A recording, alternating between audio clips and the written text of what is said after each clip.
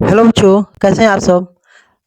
आज हम लोग पढ़ेंगे ट्रायंगल, ठीक है, जो कि क्लास 10 का बहुत ही इंपॉर्टेंट चैप्टर है। ठीक है, तो इसमें हम लोग आज करेंगे एक्सरसाइज 6.2। ठीक है, ट्रायंगल की एक वीडियो मैं बना चुका हूँ, आप लोग उसको भी चैनल पे देख सकते हैं। ठीक है, और आज हम लोग पढ़ने वाले हैं एक्सरसाइज 6.2, इसको कंप्लीट करेंगे। ठीक है, तो इसके क्वेश्चंस न्यूमेरिकल करने से पहले हम लोग एक थ्योरम पढ़े थे, ठीक है, जिसका नाम है थेल्स थ्योरम। ठीक है, और आप लोगों को पता ही है थेल्स थ्योरम कितना इंपॉर्टेंट है ट्रायंगल चैप्टर के लिए और आप लोग के पेपर के लिए भी। ठीक है, तो ये जो थेल्स थ्योरम है ना, इसके बारे में हम लोग थोड़ा जान लेते हैं, क्योंकि जब तक थेल्स थ्योरम आप लोगों को क्लियर नहीं होगा ना, तब तक एक भी क्वेश्चन सॉल्व नहीं हो पाएगा।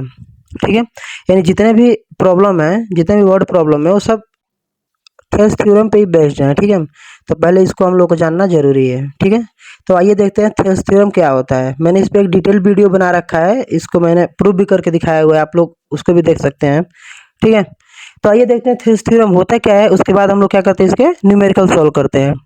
तो बच्चों, थेल्स थ्योरम होता क्या है, तो इसका डिफिनीशन है, if a line divide any two side of A triangle, यानी किसी एक ट्रायंगल के दो साइड, यानी दोनों साइड को कोई एक लाइन क्या कर रही है, डिवाइड कर रही है। ठीक है, मान लेंगे हमारे पास यह क्या है बच्चों, ट्रायंगल है। ठीक है, तो इस ट्रायंगल के मान लीजिए यह दोनों साइड है ना, तो इस दोनों साइड को मान लीजिए कोई लाइन यहाँ से क्या कर रही है बच्चों, ऐसे डिवाइड कर रही है। और line divide any two side of A triangle, यानी किसी भी दो साइड को क्या कर रही है, एक लाइन डिवाइड कर रही है इन द सेम रेशियो। और वो कैसे डिवाइड कर रही है, रेशियो इनका क्या हो, सेम हो, यानी इनको एकदम एक सेम रेशियो से डिवाइड कर रही है। Then the line is parallel to the third line. ठीक है, इसलिए ये जो लाइन होगा, ये जो लाइन डिवाइड कर रहा है ना दोनों लाइनों को, ये जो लाइन होगा, ये थर्ड लाइन के क्या होगा, थर्ड लाइन जिसको नहीं काट रही है उसके एकदम पैरेलल होगा।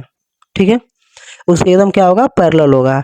यही हमारा क्या होता है, थेल्स थ्योरम होता है। यानी अगर मैं नाम दे दूं ए बी सी डी और ई, ठीक है, तो थेल्स थ्योरम क्या होता है कि यह जो दोनों रेशियो है, एडी एडी बटा में डीबी, यह किसके बराबर होगा बच्चों, यह बराबर होगा यह इन दोनों रेशियो के यह जो दोनों रेशियो दिख रहा है ना, यह रेशियो और यह रेशियो, यह बराबर होगा इन दोनों रेशियो के, यानी ए ई अपन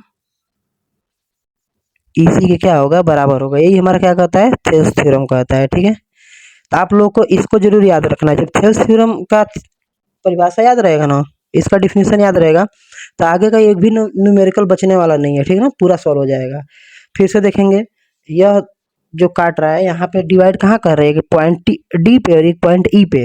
ठीक है, तो यहाँ पे ई और डी बटा में डी और बी, या किसके इक्वल होंगे, इधर के ए ई और ई सी के इक्वल होंगे। ठीक है, यही हमारा थेल्स थ्योरम कहता है। अब बच्चों हम लोग क्या करते हैं ना, फर्स्ट प्रॉब्लम देखते हैं एक्सरसाइज 6.2 का। ठीक है,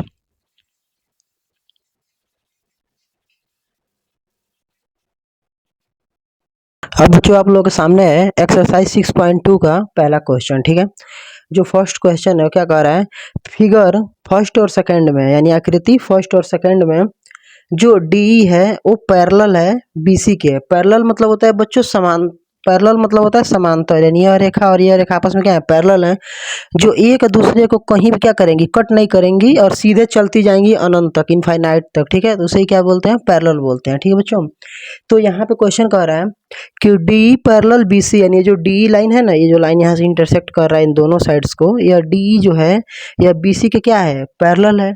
और यहाँ पे कह रहा है कि डी जो है बी सी के इसमें भी क्या है, पैरेलल है। ठीक है, फर्स्ट में ई सी, फर्स्ट में क्या निकालना है, ई सी, ई और सी इसको पूछ रहा है, इसकी लंबाई कितनी होगी।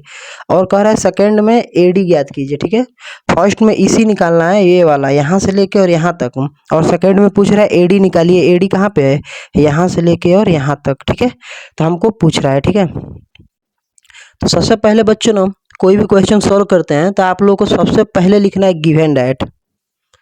क्या लिखना है, गिवन डैट। यह एक प्रोसेस है, हिंदी में यूपी बोर्ड वाले लिखेंगे दिया गया है। ठीक है, और सीबीएसई बोर्ड वाले लिखेंगे गिवन डैट। ठीक है, तो हमारे पास क्या दिया गया है, डी जो है बच्चों वो पैरेलल है बीसी के। ठीक है। तो अगर डी बी सी के पैरेलल है तो हम लोगों को क्या पता है, हम लोगों को पता है कि जो ए डी होगा, ए डी होगा यहाँ से यहाँ तक, ये जो बच्चों एडी होगा ना, एडी आप लोग दिख रहा है यहाँ से लेके और यहाँ तक, ये जो एडी होगा ये, और ये जो डीबी होगा, एडी बट्टा डीबी, वो किसके बराबर होगा, एडी बट्टा डीबी किसके बराबर होगा, इधर वाला जो है ए अपन इसी के, ए अपन इसी के क्या होगा, बराबर होगा। ठीक है, ए अपन इसी के क्या होगा, बराबर होगा। और क्या होगा, इसका रीजन क्या है बच्चों, तो इसका रीजन है, आप लोगों को पता है, आप लोग यहाँ पे ब्रैकेट बना के लिखोगे, क्या है रीजन, थेल्स थ्योरम। ठीक है ना, इसका रीजन क्या है बच्चों, थेल्स थ्योरम। ठीक है, आप लोग ब्रैकेट में लिख दोगे, क्योंकि अब कई बच्चे कहते हैं कि सर लिखने की क्या ज़रूरत है, तो लिखने का ज़रूरत है क्योंकि आप लोगों को पता है ना, थेल्स थ्योरम के वजह से इतना हुआ है। एग्जामिनर को भी तो दिखाना है ना कि हाँ थेल्स थ्योरम लगाया है बच्चे ने और उसको थेल्स थ्योरम के बारे में पता है। ठीक है, तो थेल्स थ्योरम क्या कहता है कि अगर कोई भी एक ट्रायंगल है और उसके किसी भी दो भुजाओं को कोई एक लाइन क्या करती है, कट करती है, दो साइड्स को क्या करती है, इंटरसेक्ट करती है, तो जो थर्ड वाला लाइन होगा उसको क्या होगा, पैरेलल होगा। और अगर ऐसा होगा तो ये जो एडी है या किसके बटा, एडी बटा डीबी, यानी ये जो दोनों समान अनुपात में डिवाइड किया इधर का और इधर का, दोनों जो समान अनुपात है बच्चों, ये आपस में क्या होंगे, बिल्कुल इक्वल होंगे। ठीक है, तो यहाँ पे थेल्स थ्योरम लग गया। ठीक है, अब आप लोग देख सकते हो एडी जो है बच्चों, एडी का वैल्यू कितना दे रखा है, एडी का वैल्यू क्वेश्चन में कितना दे रखा है, 1.5। ठीक है, और डीबी का वैल्यू कितना दे रखा है, डीबी का वैल्यू 3 दे रखा है। अब तो आप लोग इतना पुट ही कर सकते हो ना वैल्यू देख देख के। ए का वैल्यू कितना दिया है बच्चों, 1 दे रखा है। और ईसी का वैल्यू तो हमको निकालना है, हमको क्या निकालना था, हमसे क्वेश्चन में ईसी तो पूछ रहा था। ठीक है, अभी फर्स्ट फिगर की बात कर रहे हैं हम लोग, तो ईसी नहीं पता है। ठीक है, इसको हम लोग क्या करते हैं, ऐसे ही लिख लेते हैं। ठीक है बच्चों, अब क्रॉस मल्टीप्लाई। ठीक है, क्या करेंगे, क्रॉस मल्टीप्लाई। जो भी काम करते हैं बच्चों ना, हम लोग साइड में बड़ा ब्रैकेट बना के करेंगे, लिखते रहेंगे। ठीक है, तो क्रॉस मल्टीप्लाई में देखेंगे, इसी का मल्टीप्लाई इसमें करेंगे और 3 का मल्टीप्लाई इसमें करेंगे। ठीक है, तो इसी का इसमें करेंगे, कितना हो जाएगा, इसी इंटू 1.5 इक्वल टू 3 1 जा 3 हो जाएगा। ठीक है, तो यहाँ पे इसी इक्वल टू 3 और ये मल्टीप्लाई है ना, इधर आके क्या हो जाएगा, डिवाइड हो जाएगा। तो यहाँ पे इसी इक्वल टू कितना हो जाएगा, अगर 1.5 से 3 में डिवाइड करें तो कितना बार में जाएगा, 1.5 बार में।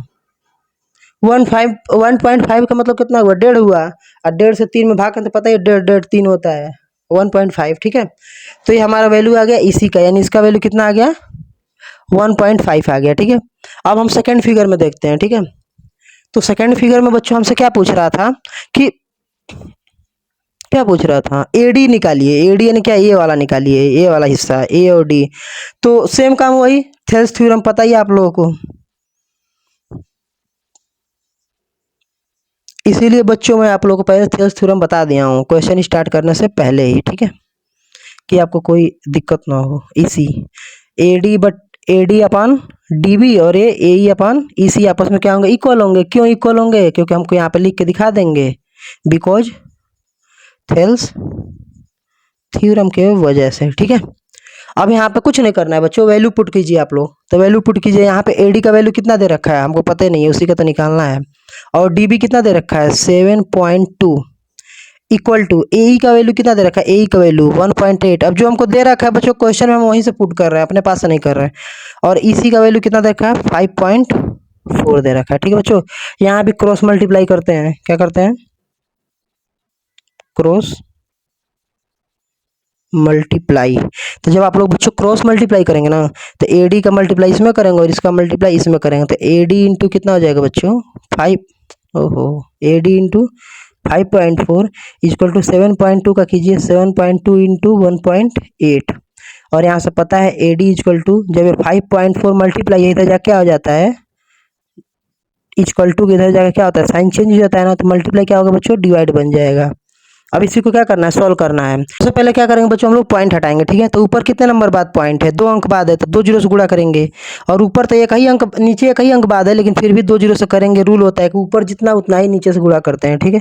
तो 2 जीरो से क्या होगा, यहाँ का भी पॉइंट और यहाँ का भी पॉइंट हट जाएगा, तो सिर्फ कितना बचेगा, 72 इंटू 18 बचेगा। और नीचे बच्चों एक पॉइंट से, एक जीरो से एक पॉइंट कट जाएगा, तो 54 बच गया और एक जीरो बच जाएगा, ठीक है। अब इसको क्या कर लेंगे, सॉल्व कर लेंगे। तो 18 से कितने बार कटेगा, 30 बार में। और 3 से कितने बार में कटेगा, 24 बार में। और एक जीरो से भाग करेंगे तो पॉइंट एक अंक बाद क्या हो जाएगा, लग जाएगा, यानी 2.4। ये क्या हो गया, एडी का वैल्यू आ गया, ठीक है, 2.4 सेंटीमीटर। तो देख सकते हो आप लोग कितना इजी था, ठीक है। आप लोग ध्यान से वीडियो देखेंगे तो जरूर समझ में आएगा। फिर भी अगर ना समझ में आए तो कमेंट में जरूर बताइए, सर समझ में नहीं आया, ठीक है। इसको और अच्छे से बताया जाएगा, ठीक है। नोट कर लीजिए इसको, फिर अगला क्वेश्चन देखते हैं। बच्चों हमारे पास सेकंड क्वेश्चन है, ठीक है। सेकंड क्वेश्चन क्या कह रहा है कि आकृति में पी क्यू और एम एन क्या है, पैरेलल है, ठीक है। यानी मान लीजिए हमारे पास ये फिगर है, हम एक फिगर बना लेते हैं पहले। यह जो हमारे पास क्या है, फिगर दिया हुआ है, ठीक है। तो इसमें मान लीजिए क्या नाम है, के एम एन पी और क्यू। यह पॉइंट पी और ये पॉइंट क्यू है, ठीक है। ये साइड है, ठीक है। तो इसमें क्या कह रहा है बच्चों कि जो पी क्यू है, यानी जो पी क्यू है वो एम एन के क्या है, पैरेलल है। तो जब आप लोगों को पता ही है कि जब दो साइड को कोई एक लाइन कट कर रही है और थर्ड साइड की क्या है, पैरेलल हो गई, तो वहाँ पे थेवेनिन थ्योरम लगना ही लगना है, ठीक है। तो के पी बटा पी एम, यानी के पी बटा पी एम, अगर इन दोनों का अगर अनुपात निकालेंगे तो 4/13 आएगा, ठीक है। तो और के एन का वैल्यू भी हमें क्या किया, दे दिया, यानी के एन पूरे का वैल्यू दे दिया है। तो के क्यू का वैल्यू पूछ रहा है, नहीं यहाँ से और यहाँ तक की वैल्यू क्या कर रहा है, सेकंड क्वेश्चन में हमसे पूछ रहा है बच्चों, ठीक है। तो सबसे पहले इसको सॉल्व करने में आप लोग क्या लिखना है, गिवन डेट, यानी जो चीज़ हमको दिया गया होता है, ठीक है। ब्लैक पेन से खूब बढ़िया से लिखेंगे आप लोग पेपर में भी, P Q parallel to M N, ठीक है। और अगर हमारे, और हमको क्या दिया है, के पी जो है पी एम के क्या है, के पी बाई पी एम जो है 4/13 है। इसको इक्वेशन फर्स्ट कर लो ऐसे ही, ठीक है, आगे चल के बहुत काम आने वाला है। और क्या हमको दे दिया है, के एन इक्वल टू 20.4, ठीक है, सेंटीमीटर। इसको इक्वेशन सेकंड कर लो, ठीक है। ऐसे ही बना रही इक्वेशन, क्योंकि आगे चल के सॉल्व करेंगे तो दिखाने में आसानी होता है, ठीक है। तो आप लोग देखेंगे जो पूरा के से लेकर यम तक का लाइन है, के से लेकर यम तक का लाइन है बच्चों, ध्यान से देखेंगे, के एम किसके बराबर होगा ये जो के एम है बच्चों, ये किसके बराबर होगा, दो हिस्सा में है यह के पी, एक हिस्सा के पी और एक हिस्सा पी एम है। तो अगर बच्चों हम के पी और पी एम जोड़ दें तभी तो के एम के बराबर होगा। आप लोग बात समझिएगा, अगर इतना बड़ा के एम है तो के एम किसके बराबर होगा, इस के पी और आधा टुकड़ा M N M P M के क्या होगा, बराबर होगा। तो वही हम लिखे हैं, ठीक है। तो यहाँ पे बच्चों के एम इक्वल टू के पी का वैल्यू कितना है, 4 दे दिया है, के पी का वैल्यू कितना है, 4 दिया है समीकरण 1 से। और पी एम का वैल्यू कितना दे दिया है, 13 दे दिया है। तो यहाँ पे के एम इक्वल टू कितना आ जाएगा, 13×4 = 17 सेंटीमीटर, ठीक है। इसको आप लोग चाहो तो यहाँ पे लिख सकते हो, यहाँ पे आप लोग लिख सकते हो फ्रॉम इक्वेशन फर्स्ट, इसीलिए मैं उसको इक्वेशन फर्स्ट किया था, ठीक है, लिखने में आसानी रहेगा, ठीक है। तो यहाँ पे हम लोग क्या लिख सकते हैं, के पी बटा में के एम इक्वल टू, के पी का वैल्यू कितना है, 4 है, और के एम का वैल्यू कितना निकाले हम लोग, 17 निकाले हैं, ठीक है। इसको रखे रहेंगे, ठीक है। और आगे अब हम लोग देखेंगे, क्योंकि P Q parallel to M N, P Q और एम एन क्या है बच्चों, आपस में क्या है, पैरेलल है। तो अगर आपस में पैरेलल है तो क्या हम लोग यहाँ पे थेवेनिन थ्योरम अप्लाई कर सकते हैं, बिल्कुल कर सकते हैं। तो जो के पी होगा इस पूरे के एम के क्या होगा, इसके अनुपात, और ये जो के क्यू होगा यह पूरा किसके बराबर होगा, के एन के अनुपात के क्या होगा, बराबर होगा, ठीक है, थेवेनिन थ्योरम के हिसाब से। तो यहाँ पे के पी बटे के एम का वैल्यू कितना दे रखा है, 4/17 दे रखा है, के क्यू बटा के एन। हमको निकालना क्या था, हमको के क्यू का वैल्यू निकालना था। अगर के क्यू का वैल्यू निकालना था, हमको यह नहीं चाहिए, हमको यह उधर चाहिए। तो आप लोग देख सकते हैं यह के एन इधर क्या है, डिवाइड है, तो इधर जाके क्या हो जाएगा, के क्यू यहीं पे है, यह के एन यहाँ पे डिवाइड है, और ये डिवाइड बच्चों आप लोगों को पता है जब डिवाइड इक्वल के उधर जाता है, उस साइड जाता है, तो के एन यहाँ पे क्या हो जाएगा, मल्टीप्लाई हो जाएगा। तो उधर पहले से 4/17 है, 4/17 यहीं पे है, बस ये के एन क्या हो गया, उधर चल गया है, तो क्या हो गया, के एन मल्टीप्लाई हो गया है। ठीक है, तो यहाँ पे बच्चों के क्यू इजकल टू 4/17, और के एन का वैल्यू हम लोग भर सकते हैं। के एन का वैल्यू कितना, इक्वेशन फर्स्ट सेकंड से 20.4।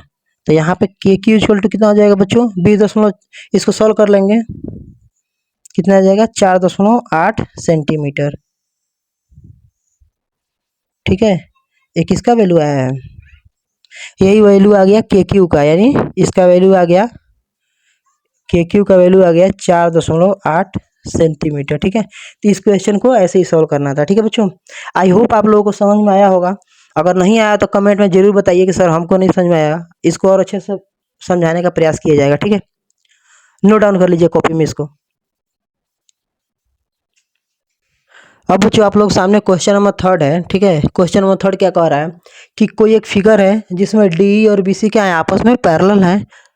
यदि A D equal to x, D B equal to x-2, A equal to x+2 और ई सी इजकल टू x-1 है, तो यक्स का हमको वैल्यू निकालना है। ठीक है, ये आप लोग हमारे सामने ये फिगर आप लोग देख सकते हो, इसी फिगर की बात हो रही थी यहाँ पे, और इसमें ये जो डी है यह बी सी के क्या है, पैरेलल है। ठीक है, तो आप लोगों को पता है बच्चों कि अगर जो कोई भी एक ट्रायंगल है जिसके दो साइड को कोई एक लाइन क्या कर रही है, सेम रेशियो में डिवाइड कर रही है, तो आपस में क्या होंगे, जो थर्ड वाला लाइन होगा वो जो लाइन कट कर रही है उसके क्या होगा, पैरेलल होगा।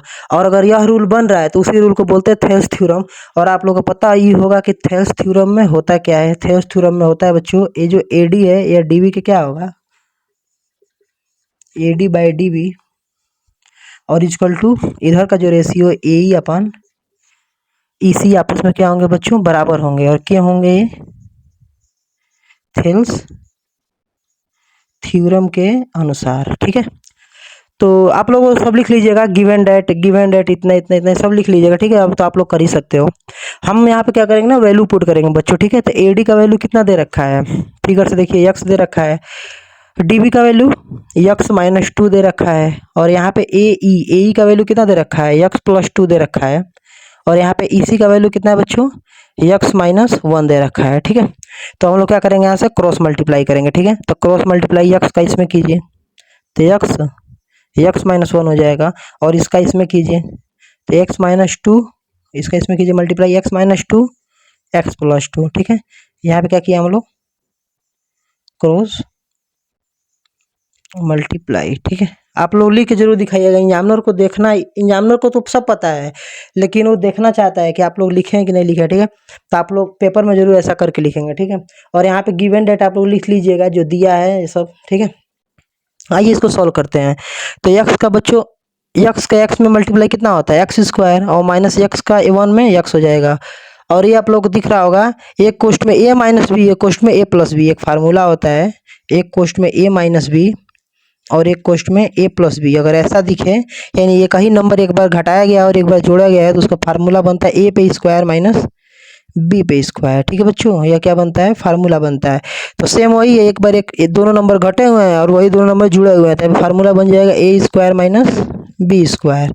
यहाँ पे a की जगह पे x है और b की जगह पे 2 है, तो यहाँ पे x² minus x equal to x² minus 2 का स्क्वायर कितना बच्चों, 4 होता है। 2 का स्क्वायर कितना होता है, 4 होता है।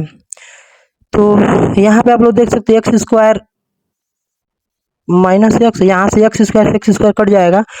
अगर आप लोग वैसे नहीं समझ में आता है कि कैसे कट जाएगा, तो आप लोग यहाँ पे कुछ नहीं तो प्लस है ना, उधर जाके क्या हो जाएगा, इक्वल टू, इधर जाके क्या हो जाएगा, इधर जाके यह माइनस हो जाएगा, minus x² minus x² equal to कितना है बच्चों, 4 है। तो ये माइनस x² प्लस x² से क्या हो जाएगा बच्चों, कट जाएगा, यहाँ माइनस पड़ता है, तो ये माइनस प्लस माइनस कट जाएगा। तो यहाँ पे इधर क्या बचा, उधर माइनस x बचा, यहाँ पे माइनस x बचा, और इक्वल टू इधर क्या बचा, -4 बचा। तो जब दोनों तरफ माइनस है तो माइनस से गुणा करेंगे तो दोनों क्या हो जाएगा, प्लस हो जाएगा। यानी x इक्वल टू कितना आ गया, 4 आ गया। ये हमारा क्या था, आंसर था, यही हमारा क्वेश्चन पूछ रहा था। ठीक है बच्चों, इसको आप लोग नोट डाउन कर लीजिए, ठीक है। अब बच्चों क्वेश्चन नंबर 4 है हम लोगों के सामने। क्वेश्चन कर रहा है कि आकृति में L M parallel to C B, ठीक ना, यानी ये जो एल और ये जो एम है यह पैरेलल किसके है, सी बी के। सी बी यानी इसके, यह जो लाइन है इसके पैरेलल है, और जो एल एन लाइन है ये वाला यहाँ से लेके यहाँ तक यह डी सी के क्या है, सी डी के पैरेलल है, ठीक है। तो हमको सिद्ध करना है कि A M upon A B equal to A N upon A D है, ठीक है। तो इसके लिए हम सबसे पहले क्या करेंगे, हमको जो दिया गया है उसको लिखेंगे, गिवन डैट, ठीक है। पिछले क्वेश्चन में मैं नहीं लिखा हूँ, आप लोग लिख लीजिएगा, ठीक है। L M parallel to C B and L N parallel to C D, ठीक है। यहाँ पर सी बी रहेगा, सी बी, ठीक है। तो सबसे पहले हम लोग क्या करेंगे बच्चों, अगर इस नीचे वाले को अगर आप लोग ढक लोगे तो यहाँ पे ऊपर आप लोग एक ट्रायंगल दिख रहा होगा ए सी ए बी सी में, ठीक है ना, ट्रायंगल ए बी सी में, इस वाले में, ठीक है ना, बस इस वाले में आप लोग बस इस वाले में देखना है, ठीक है, नीचे वाले में नहीं देखना है।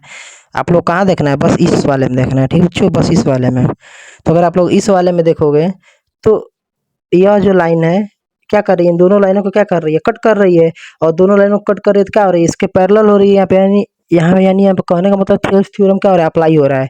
तो थेल्स थ्योरम क्या कहता है, इन दोनों का जो रेशियो होगा, इन दोनों का रेशियो को क्या होगा, बराबर होगा, यानी जो A M upon M B होगा बच्चों, A M upon M B होगा, ठीक है। और किसके बराबर होगा, ए एल अपान एल सी के क्या होगा, बराबर होगा, ठीक है। किसकी वजह से, थेल्स थ्योरम की वजह से, ठीक है। तो यहाँ पे इसको सॉल्व करना है, ठीक है। तो हम लोग इसको क्या कर लेंगे ना, उल्टा कर लेंगे। आप लोग पता है कि अगर कोई नंबर 1/4 है और 3/2 है, तो अगर मैं 4 को ऊपर ले जा रहा हूँ, 1 को नीचे ला रहा हूँ, तो इधर भी मैं चाहूँ अगर ऊपर 2 को ऊपर ले जाऊँ, 3 को नीचे लाऊँ, तो इससे कोई भी दिक्कत नहीं होगा, ठीक है ना। और क्रॉस मल्टीप्लाई करके भी आप लोग कर सकते हो ऐसा। तो मैं एम बी को ऊपर ले जा रहा हूँ और ए बी को क्या कर रहा हूँ बच्चों, नीचे ला रहा हूँ। और यहाँ पे वही काम, एल सी को क्या कर रहा हूँ, ऊपर कर रहा हूँ, ए एल को क्या कर रहा हूँ, नीचे कर रहा हूँ, ठीक है। ऐसा क्यों कर रहे हैं, ऐसा कर रहे हैं कि हमको क्वेश्चन क्या करना है, प्रूफ करना है, इसके लिए, ठीक है। अब दोनों साइड में क्या करेंगे, एक जोड़ेंगे, ठीक है।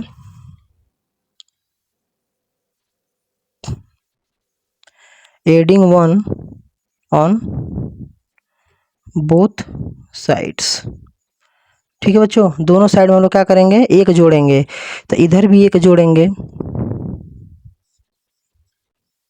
और इधर भी क्या करेंगे, एक जोड़ेंगे। आप लोगों को पता होगा कि अगर इक्वल है तो इक्वल के दोनों साइड में एक ही नंबर को जोड़ सकते हैं या फिर एक ही नंबर को घटा भी सकते हैं, एक ही नंबर से गुणा भी कर सकते हैं, एक ही नंबर से भाग भी कर सकते हैं। इससे इक्वेशन पे कोई दिक्कत नहीं होगा, ठीक है। तो यहाँ पे अब देखेंगे हम लोग, 1 के नीचे कुछ नहीं तो बच्चों 1 है, यहाँ भी 1 के नीचे कुछ नहीं तो 1 होता है ना। तो ए 1 और ए बी का एलसीएम कितना होगा, ए बी होगा। तो 1 से डिवाइड करेंगे ए बी को तो ए बी बार में जाएगा, और ए बी का मल्टीप्लाई 1 में करेंगे तो A B, plus A B से ए बी को मल्टीप्लाई करेंगे तो एक बार में, और एक का मल्टीप्लाई एम बी में करेंगे तो एम बी, फिर इक्वल टू, यहाँ पे ए एल और 1 का एलसीएम ए एल हो जाएगा बच्चों। तो ए एल से एल को डिवाइड करेंगे एक बार में, और उस एक को क्या करेंगे, एलसी में मल्टीप्लाई करेंगे। आप लोग पता है ना, भिन्न का सवाल भाग करते हैं, जितनी बार भाग जाता है ऊपर वाले में क्या करते हैं, मल्टीप्लाई कर देते हैं, ठीक है बच्चों। तो यहाँ पे भाग करेंगे 1 से तो ए एल बार में, और ए एल का गुणा 1 में करेंगे तो ए एल, ठीक है। तो A B plus M B, A B plus आप लोग देखेंगे ये जो है ना,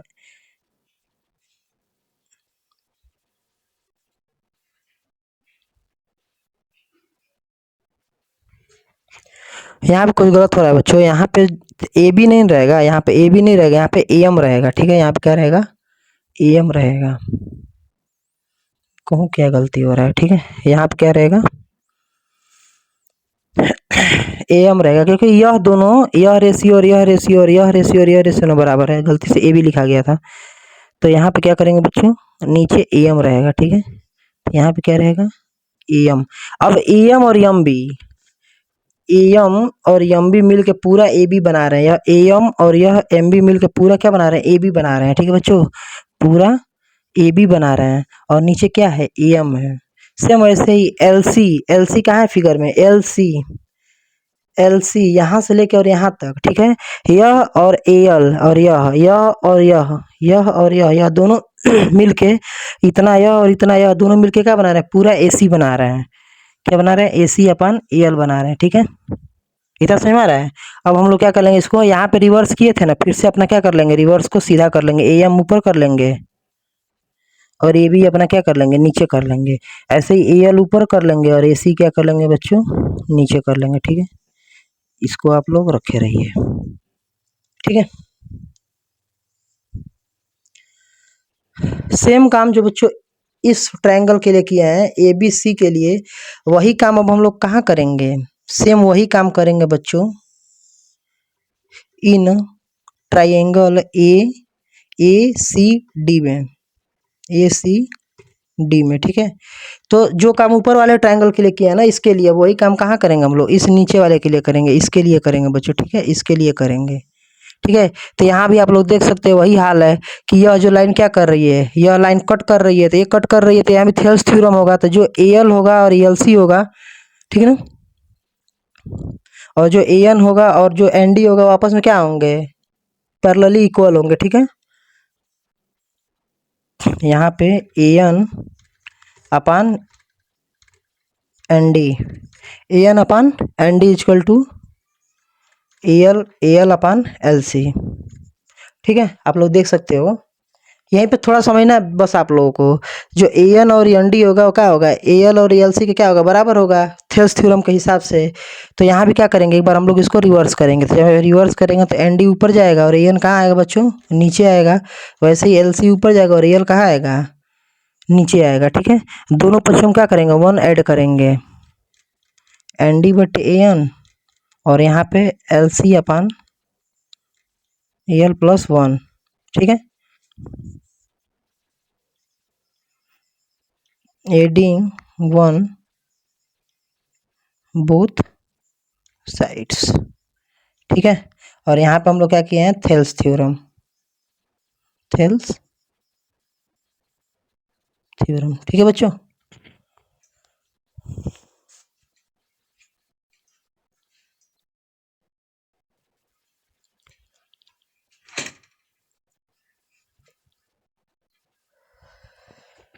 तो इसको भी बच्चों क्या करेंगे, यहाँ पे हम लोग एलसीएम लेकर सॉल्व करेंगे, तो इसके भी नीचे वन, इसके भी नीचे वन, तीन दोनों का एलसीएम कितना होगा, ए एन होगा। तो आप लोगों को पता है वन से डिवाइड करोगे तो ए एन बार में, ए एन का मल्टीप्लाई वन में, A N plus A N से ए एन को भाग दोगे एक बार में, एक का गुणा करोगे एन डी में, एन डी बचेगा। यहाँ भी ए एल और वन का A L L C M हो जाएगा। जब आप लोग ए एल से ए एल में भाग करोगे तो एक बार में, और एक का गुणा एल सी में करोगे कितना आएगा, एल सी आ जाएगा, प्लस वन का मल्टीप्लाई, वन से डिवाइड करोगे ए एल में तो ए एल बार में जाएगा, और ए एल का गुणा एक में ए एल। अब आप लोग देख सकते हैं ए एन और एन डी, ए एन और एन डी किसके बराबर है, पूरा यह ए एन, आप लोग ध्यान से देखेंगे ए और एन, इतना टुकड़ा और इतना टुकड़ा, ये पूरा मिलके ए डी बनाएंगे सब, और नीचे क्या है, ए एन है।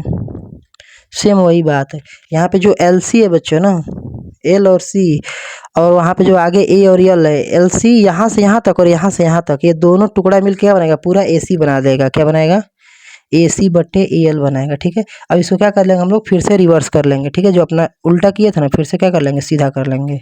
तो A N by A D, A N by A D और अपन ए एल बाई ए सी, ठीक है। इसको इक्वेशन फर्स्ट कर लेंगे और इसको इक्वेशन सेकेंड कर लेंगे, ठीक है। अब मैं थोड़ा क्या कर रहा हूँ, थोड़ा इरेज कर रहा हूँ, ठीक है।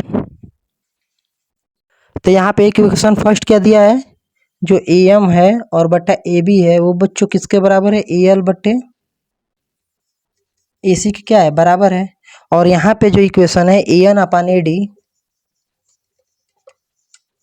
यह किसके बराबर है, ए एल अपान ए सी के क्या है, बराबर है। आप लोग देख सकते हैं इक्वेशन फर्स्ट को मैंने यहाँ लिख दिया है, ए एम अपान ए बी बटे ए एल अपान ए सी, और यहाँ पे जो इक्वेशन है बच्चों सेकेंड वाला, A N upon A D equal to A L upon A C, मैंने यहाँ पे लिख दिया है, ठीक है।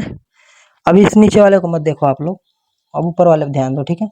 तो अब आप लोग देख सकते हो कि जो ए एल अपान ए सी है, ये इसके भी बराबर है, और ए एल अपान ए सी इसके भी बराबर है, ठीक है ना बच्चों।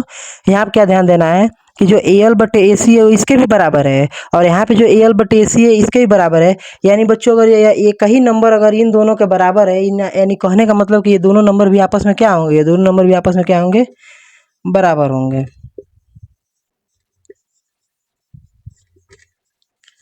ठीक है बच्चों, इसको क्या करना था हमको, प्रूव करना था, प्रूव्ड है। ठीक है, ठीक है बच्चों।